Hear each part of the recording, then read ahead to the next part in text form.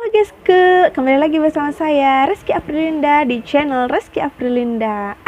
Oke guys, jadi di video kali ini kita akan bercerita tentang mengenai. Oke guys, jadi karena di video-video sebelumnya kan aku tuh kayak cuma bikin tutorial receh, vlog doang. Jadi di video kali ini itu mungkin akan amat sangat berfaedah untuk kawan-kawanku semuanya, untuk guys-guysku semuanya yang ada di seluruh dunia ini. Insya Allah berfaedah ya guysku ya, karena ini menyangkut sesuatu yang melegenda banget di seluruh dunia guysku, yaitu kapal pinisi. Mungkin guys-guysku semua ini ada salah satu dari kita semuanya tuh yang mungkin belum tahu itu sejarahnya kapal pinisi, kenapa itu, bagaimana, kenapa bisa jadi kapal pinisi, kenapa ini, kenapa itu. Nah teman-temanku semuanya, kita sudah mengetahui ya kan ya, kalau misalnya pinisi itu merupakan lambang dari keperkasaan suku Bugis Makassar di lautan. Mantap net. Nah guysku, jadi pinisi itu adalah suatu penamaan jenis perahu tradisional yang diyakini sebagai karya agung dari sebuah komunitas masyarakat Kecamatan Bontobahari. Perahu tradisional pinisi ini merupakan suatu kebanggaan masyarakat Bulukumba yang amat sangat melekat di hati masyarakat Bulukumba. Guys-guysku, mungkin teman-teman gak akan nyangka kalau misalnya ternyata perahu pinisi ini itu dulunya adalah kapal dari kerajaan Luwu guysku.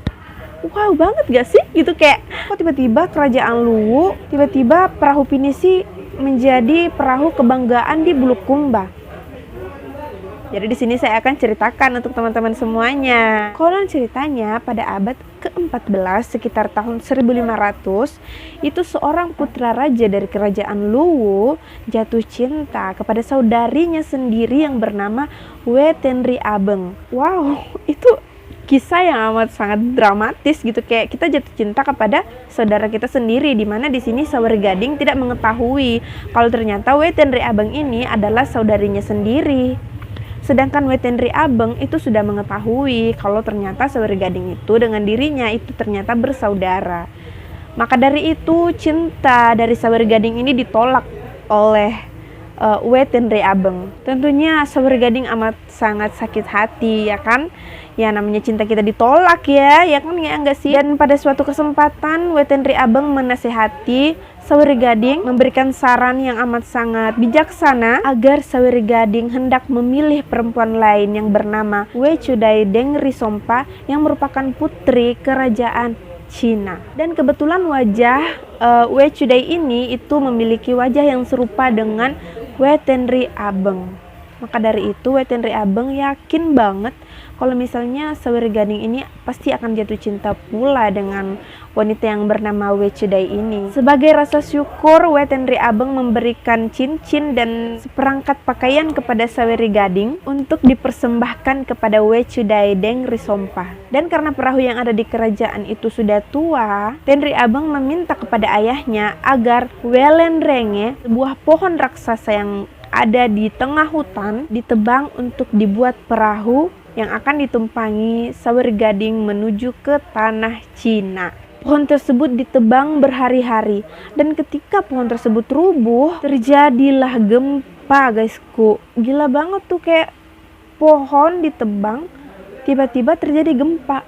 Yang selanjutnya pohon tersebut ditelan bumi bersama dengan nenek Sawer Gading yang bernama Latage Langi. Gila gitu, kayak serem banget gak sih guys, sumpah deh kayak ya karena konon ceritanya dikisahkan pohon Welengrenge ini itu adalah pohon dewata. Kenapa disebut pohon dewata? Karena pohon Welengrenge ini itu terkenal kuat, kokoh dan tangguh, dan dijaga oleh entitas-entitas yang tidak terlihat atau bisa disebut dengan makhluk gaib. Makanya sampai sekarang kalau misalnya kita mau pakai pohon tersebut untuk dijadikan bahan untuk membuat kapal itu, kita harus melaksanakan upacara pemindahan pemindahan penghuninya pohon tersebut gitu loh. Namun beberapa waktu kemudian pohon tersebut muncul menjadi sebuah kapal besar, dan kapal tersebut langsung berada di tepi pantai di mana Sawer Gading menunggu atas petunjuk neneknya yang bernama Latagelangi. Pada saat itu dipercaya bahwa nenek dari Sauri Gading yang bernama Latagelangi ini, dialah yang membuat pohon tersebut menjadi sebuah perahu dan memberikan pesan kepada Sauri Gading untuk menunggu di tepi pantai. Luar biasa. Dan pada hari yang ditentukan, akhirnya Sauri Gading pun berangkat ke negeri Cina bersama dengan para pengikut-pengikutnya. Tidak dapat dipungkiri guysku ya, Sauri Gading itu kesal karena tidak dapat menikahi Wetenri Abeng. Akhirnya ia pun bersumpah tidak akan kembali lagi ke tanah Luwu. Setelah sampai di Cina, Sauri Gading menyamar sebagai seorang pedagang dan menawarkan pakaian ke putri-putri kerajaan yang ada di Cina. Yaitu sebenarnya cuma taktiknya Sauri Gading aja untuk bisa melihat wajah Wechudaideng Risompa ini tuh seperti apa. Setelah Sauri Gading melihat wajah Wechudai, akhirnya ia pun jatuh cinta kepada putri raja Cina ini dan mengirim utusan untuk melamar Wechudaideng Risompa. Akhirnya mereka pun menikah dengan pesta yang amat sangat meriah. Suatu ketika Sauri Gading rindu ingin kembali ke negerinya. Rupanya ia lupa akan sumpahnya untuk tidak kembali lagi ke Luwu. Dan pada suatu hari berangkatlah ia bersama keluarga dan para pengikutnya kembali ke tanah Luwu. Namun guysku, di tengah perjalanan nasib buruk menimpanya. Dalam perjalanannya pulang,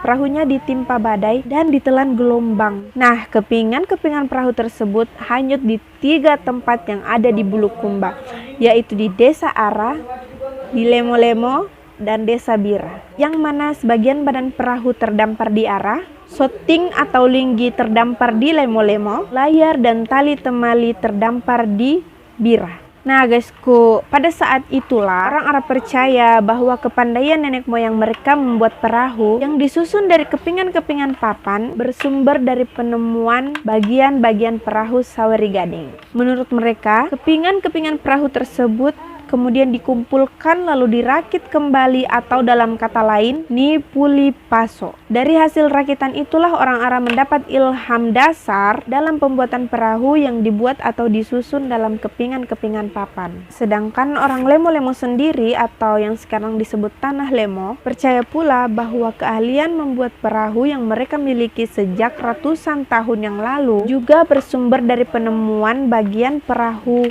Sauri Gading. Mereka terkenal terampil dalam membentuk soting dan halus pekerjaannya. Demikian pula orang Bira. Mereka percaya bahwa keahlian berlayar yang mereka miliki sejak dulu diwarisi dari penemuan layar dan tali temali dari perahu Sauri Gading.